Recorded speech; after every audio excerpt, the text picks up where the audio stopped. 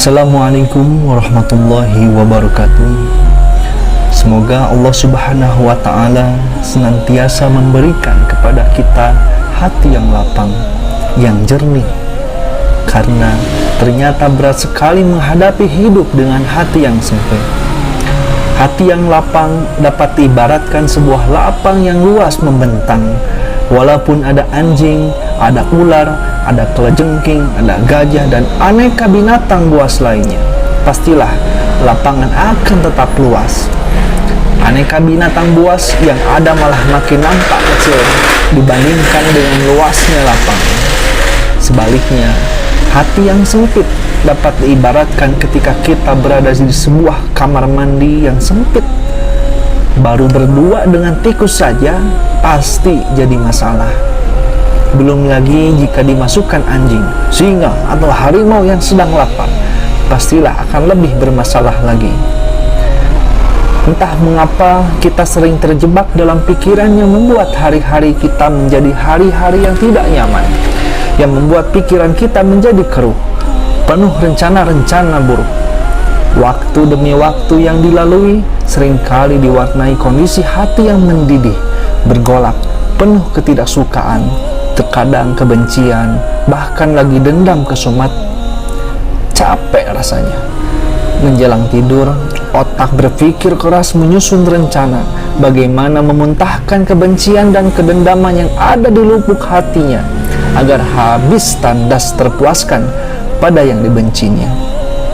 Hari-harinya adalah hari uring-uringan, makan tak enak, tidur tak nyenyak dikarenakan seluruh konsentrasi dan energinya difokuskan untuk memuaskan rasa bencinya ini. Ah sahabat, sungguh alangkah menderitanya orang-orang yang disiksa oleh kesempitan hati. Dia akan mudah sekali tersinggung, dan kalau sudah tersinggung seakan-akan tidak termaafkan, kecuali sudah terpuaskan dengan melihat orang yang menyinggungnya menderita, sengsara, atau tidak berdaya. Seringkali kita dengar orang-orang yang dililit derita akibat rasa bencinya, padahal ternyata yang dicontohkan para rasul, para nabi, para ulama yang ikhlas, orang-orang yang berjiwa besar, bukanlah mencontohkan mendendam, membenci, atau busuk hati. Yang dicontohkan mereka justru pribadi-pribadi yang berdiri kokoh bagai tembok, tegar, sama sekali tidak terpancing oleh caci maki, cemooh, benci, dendam, dan perilaku-perilaku rendah lainnya. Sungguh, pribadinya bagai pohon yang akarnya menghunjam ke dalam tanah, begitu kokoh dan kuat, hingga diterpa badai dan diterjang topan sekalipun, tetap mantap tak bergeming. Tapi orang-orang yang lemah, hanya dengan perkara-perkara remeh sekalipun sudah panik, amarah membara, dan dendam kesumat. Walaupun non-muslim, kita bisa mengambil pelajaran dari misalnya Abraham Lincoln atau mantan presiden Amerika. Dia bilang memilih pejabat tidak pernah memusingkan kalau pejabat yang dipilihnya itu suka atau tidak pada dirinya. Yang dia pikirkan adalah apakah pejabat itu bisa melaksanakan tugas dengan baik atau tidak. Beberapa orang kawan dan lawan politiknya tentu saja memanfaatkan momen ini untuk menghina, mencela, dan bahkan menjatuhkannya. Tapi ia terus tidak bergeming, bahkan berkata dengan arifnya, "Kita ini adalah anak-anak dari keadaan. Walau kita berbuat kebaikan bagaimanapun juga, tetap saja akan ada orang yang mencela dan menghina.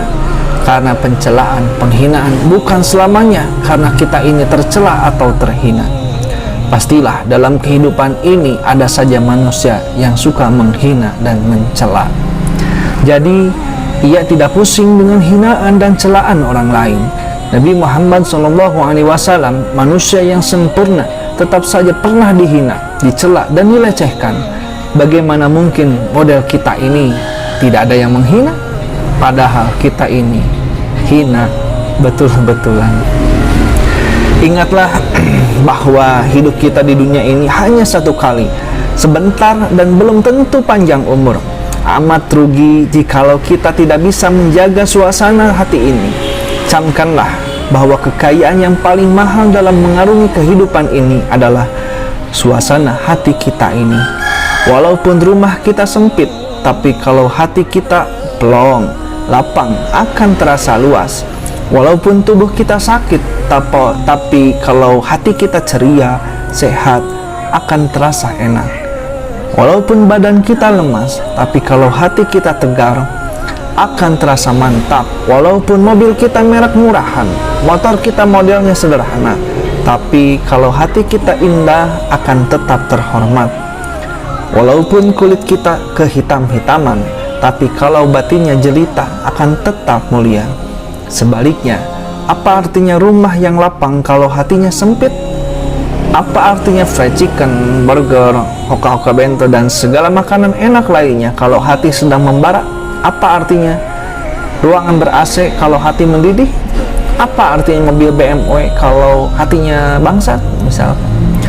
Lalu bagaimana cara kita mengatasi perasaan-perasaan seperti ini? Yang pertama harus kita kondisikan dalam hati ini adalah kita harus sangat siap untuk terkecewakan, karena hidup ini tidak akan selamanya sesuai dengan keinginan kita. Artinya kita harus siap oleh situasi dan kondisi apapun. Tidak boleh kita hanya siap dengan situasi yang enak saja. Kita harus sangat siap dengan situasi dan kondisi sesulit, sepahit, dan setidak enak apapun. Seperti pepatah mengatakan, sedia payung sebelum hujan. Artinya, hujan atau tidak hujan, kita harus siap.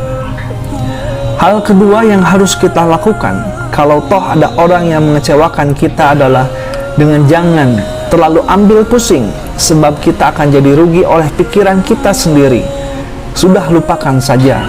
Yang membagikan rezeki adalah Allah, yang mengangkat derajat adalah Allah, yang menghinakan juga Allah. Apa perlunya kita pusing dengan omongan orang sampai doer itu bibir menghina kita? Sungguh tidak akan kurang pemberian Allah kepada kita. Mati-matian ia menghina, yakinlah kita tidak akan hina dengan penghinaan orang. Kita itu hina karena kelakuan hina kita sendiri.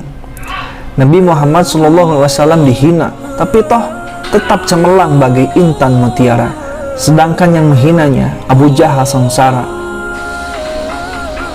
Salman Rushdie ngumpet tidak bisa kemana-mana. Permadi, Arswendo Atmo Wiloto masuk penjara. Siapa yang menabung angin akan menuai badai. Dikisahkan ketika Nabi Isa alaihissalam dihina, ia tetap tersenyum, tenang dan mantap. Tidak sedikit pun ia menjawab atau membalas dengan kata-kata kotor, mengiris tajam seperti yang diucapkan si penghinanya.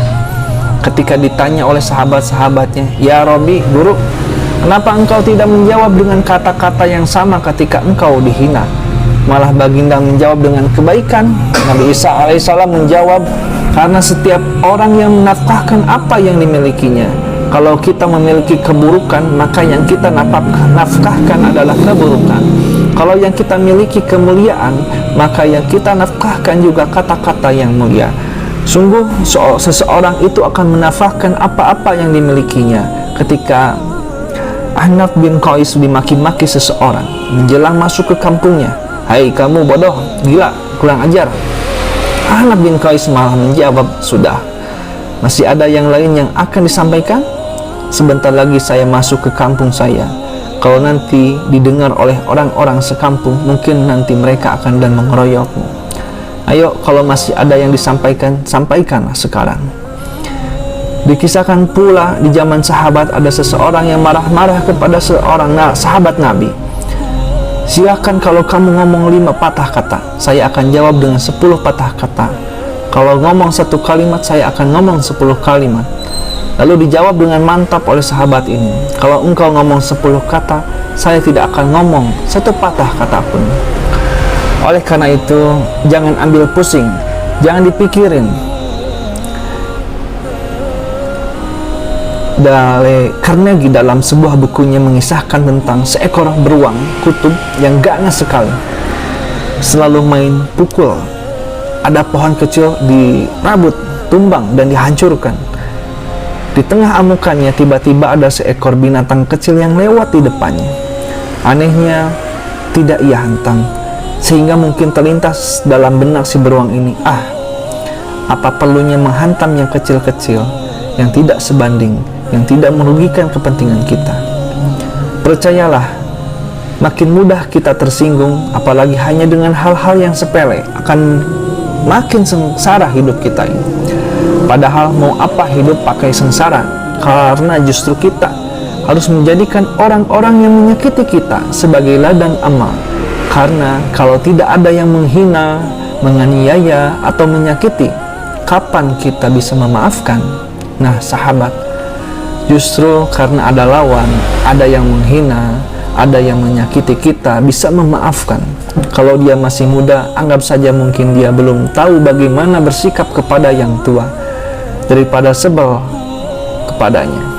Kalau dia masih kanak-kanak, pahami bahwa tata nilai kita dengan dia berbeda. Mana mungkin kita tersinggung oleh anak kecil. Kalau ada orang tua yang memarahi kita, jangan tersinggung, mungkin dia hilang karena terlalu tuanya. Yang pasti makin kita pemaaf, makin kita berhati lapang, makin bisa memahami orang lain, maka akan semakin aman dan tentramlah hidup kita ini. Subhanallah.